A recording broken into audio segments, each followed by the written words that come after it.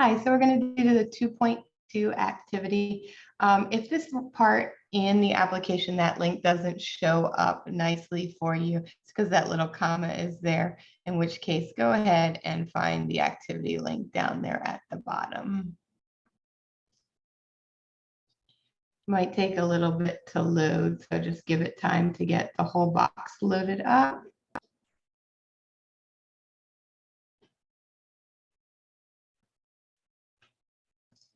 And then you're going to go back and look at this. And again, I probably recommend that you do this on paper, put the image into a Google Doc, then download it as PDF so that you can just turn it in with all your work on one page.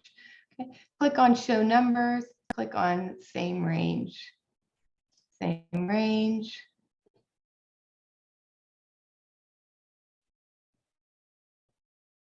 And Show Numbers. So, and then you can hit Fire and you can see what's happening.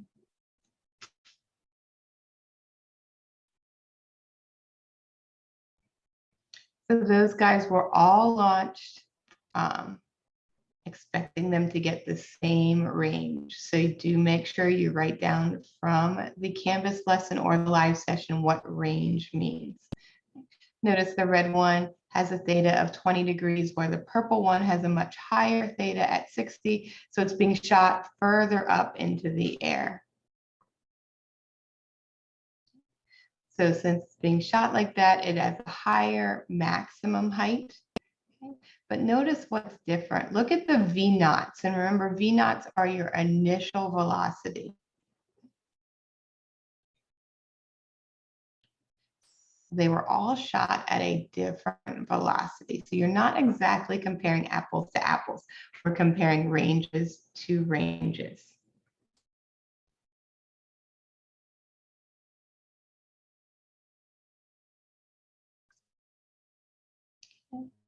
And which projectile hit the ground first?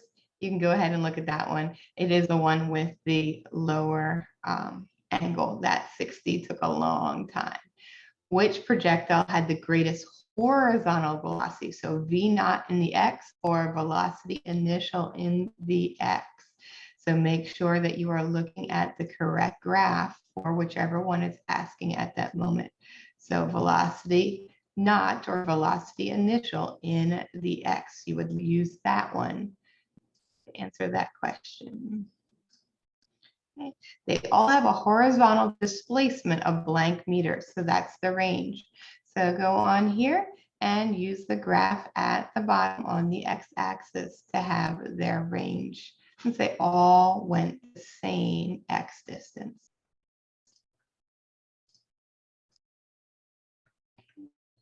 Now, so they give you an equation here, so go ahead and use that. Just remember you're using V naught y squared this time, so be very careful.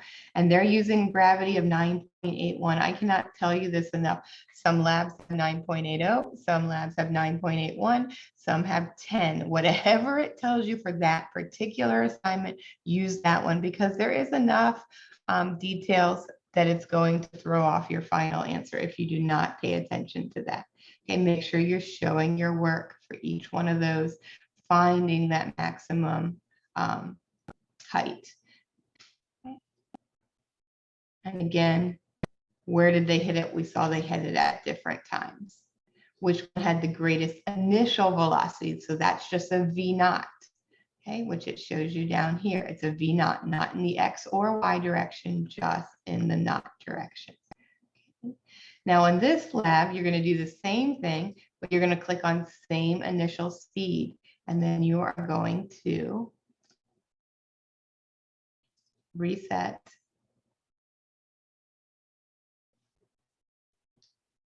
Okay. Make sure your numbers are on, and then refire again and see what happens. So they're still varying their angles, but they have the same 30 meters per second for their initial speed. And then they have the X and Y components that they got using sine and cosine, depending on the theta angle.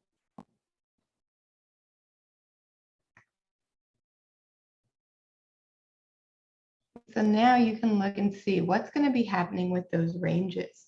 What's going to be happening with those maximum heights. So again, we have that highest angle is going to give us that highest maximum height. But what's happening with that low angle? What's happening with that range? So the red is still hitting first, but also something else is going on with that range. Okay, and so make sure you do that one. And there's two that have the same range, so make sure you're watching to see which two have the same X distance. Which one spent the most time in the air? Which one landed last? Okay. How high does the green 45-degree launch projectile get? Okay, so how high? So that means we're going to be solving for the D. What are we using for the G? 9.81. And then we get the velocity initial of the Y here. So whatever value that is. So I'm just going to say X because yours is going to be different because the simulation doesn't run exactly the same. Okay, so you'd have your X squared or your initial velocity in the Y squared divided by the quantity of 2 times 9.8. Make sure you put parentheses there if you're not using Desmos, because otherwise it's going to flip the 9.8 to the numerator. And that is going to get your distance. Okay, and make sure you're doing the initial velocity of the green guy for that one. And there's the end of the lab.